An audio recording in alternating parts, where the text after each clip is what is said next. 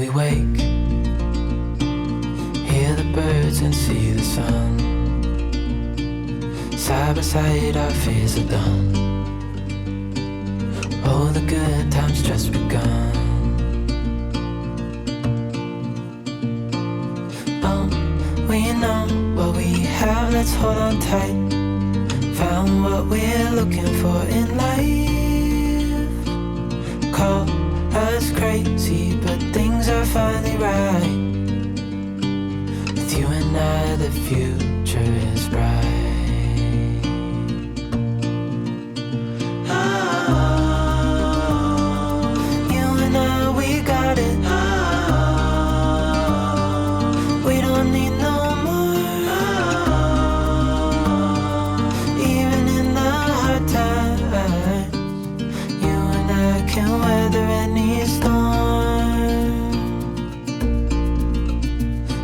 Sleep, hear the crickets, see the moon. Side by side and through. No limit to what we can do. Oh, we know what we have, let's hold on tight. Found what we're looking for in life. Call us crazy, but things are finally right. With you and I, the future is bright.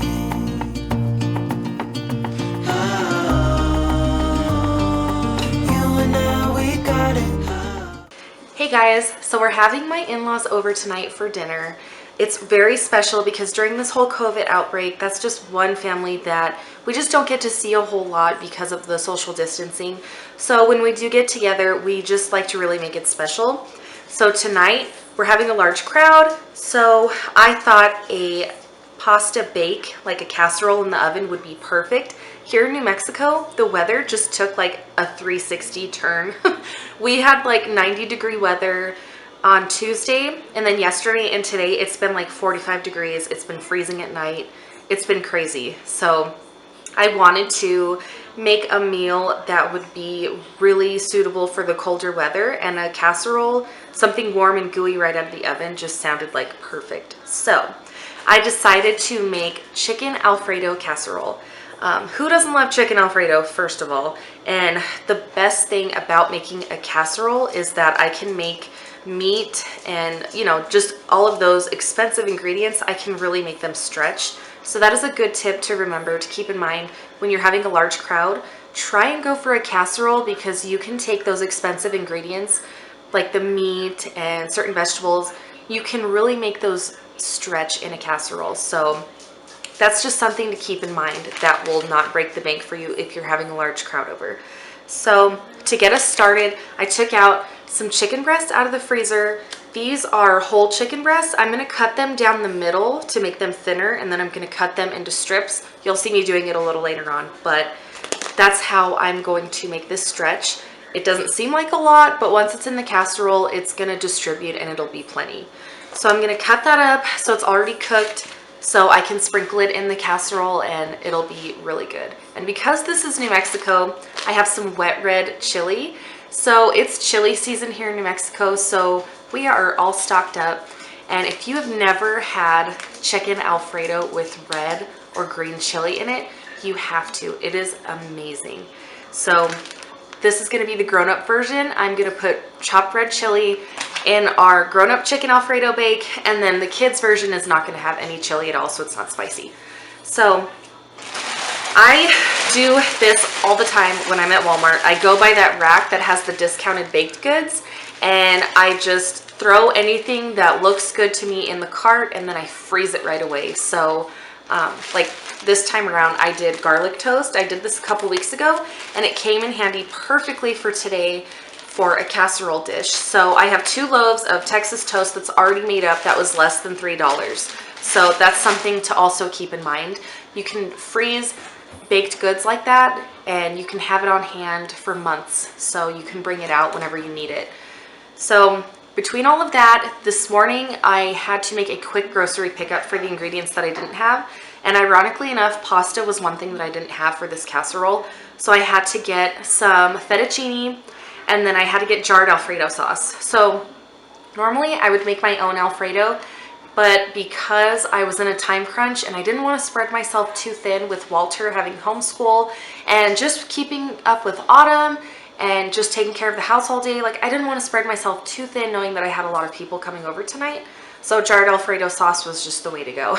And with the red chili in it, the chicken, you're hardly going to notice that there's like jarred Alfredo sauce in there. So that's what we're doing for dinner tonight, and I'm going to walk you through it and show you how it all comes together. Okay guys, so you're gonna take your chicken breast and you're gonna place your palm, put it flat right on top of the chicken breast, and you're going to cut it right down the middle. So doing this, you're taking a thicker chicken breast and you're cutting it into 2 thinner pieces. Not only will this cook quicker and more evenly, but it will also make your meat stretch. I do this all the time. When I shop, I buy a family pack of chicken breasts and I take it out, I cut every single one of them in half, and that is how I portion them out. 1 chicken breast can be made into 2 chicken breasts that will actually cook a lot thinner. Then I'm just gonna chop it up into smaller pieces because I'm gonna throw this in the saute pan and just let it cook through just until it's done.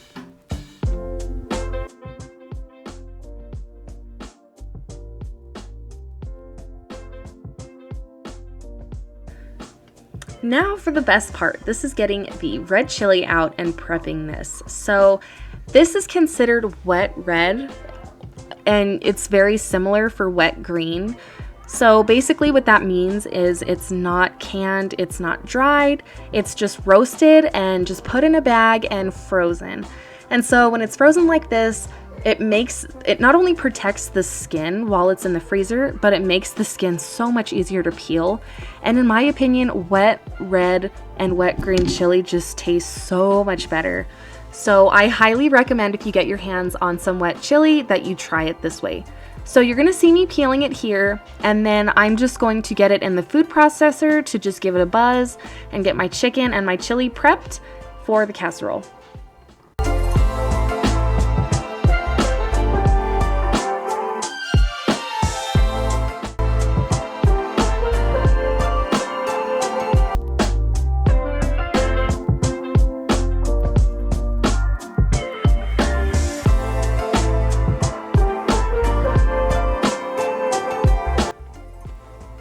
So with my pan over a medium-high heat, I'm going to throw in about a tablespoon of chopped garlic and throw my chicken in. And I just want to cook the chicken through just enough because it's going to continue cooking in the oven. So I didn't want it to get overly dry. So cook your chicken until the pink is just starting to disappear. And I, of course, wanted to give this an Italian flavor, but I did not have Italian seasoning. So I'm just hitting it with some salt and pepper, and I just went a light hand on the oregano, and then I just put kind of an even amount of parsley and basil. So I would say it's probably about a teaspoon or so of oregano and then a half a tablespoon of parsley and basil.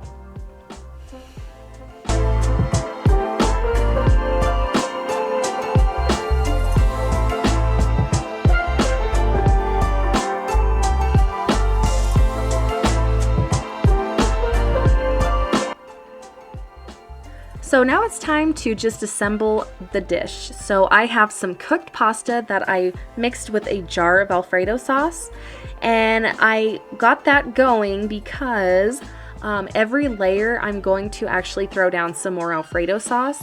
I want to do that because I want to ensure that this does not dry out in the oven. I just want it to have like that saucy consistency that you would expect in like a bowl of pasta.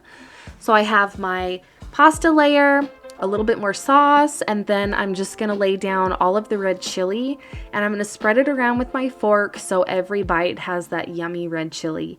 Then I'm gonna do my chicken, and then I'm gonna throw on top of that some freshly grated mozzarella cheese and some Parmesan cheese.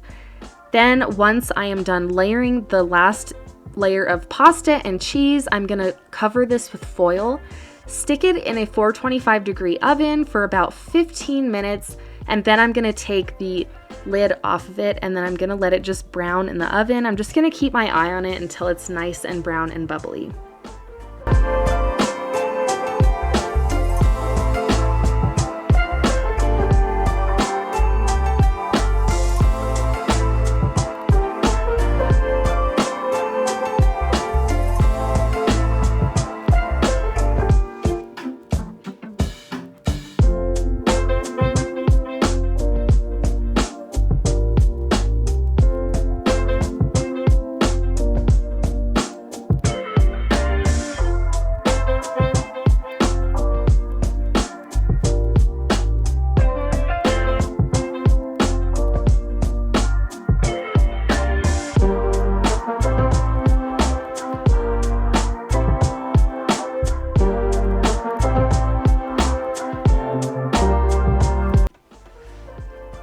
For the kids' pasta, all I'm going to be doing is just laying the pasta down with a little bit more sauce. I'm going to throw the chicken on top and just mix it all together. And then I'm going to top it with the cheese and just do the same thing. I'm going to cover it with foil, stick it in right next to the red chili casserole, and then I'm going to let it go for 15 minutes, take the foil off, and then just keep my eye on it for, another 5-10 minutes or so until it just gets nice and bubbly and brown.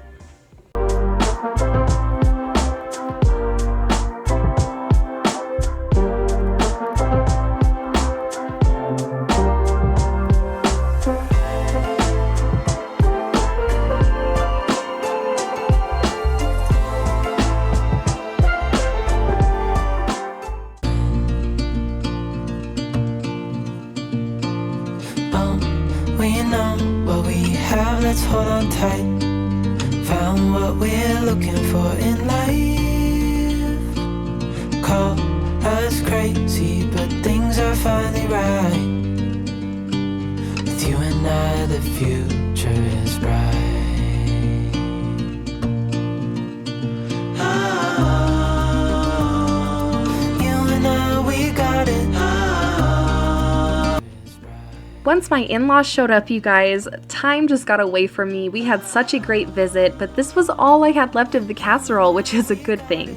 It was so delicious. The red chili just really gives it a sweetness.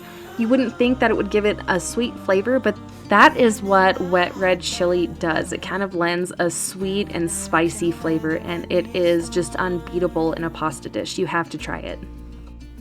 You guys, thank you so much for watching. I hope that this video just gave you some inspiration to get in the kitchen and just shake things up a little bit, and I hope you try this recipe. So for more recipes like this, please join me by subscribing and hit that notification bell so you will never miss my weekly videos where I share meals, planning, and real mom life in the beautiful Southwest. Thanks, guys. Was crazy, but things are finally right. With you and I, the future is bright.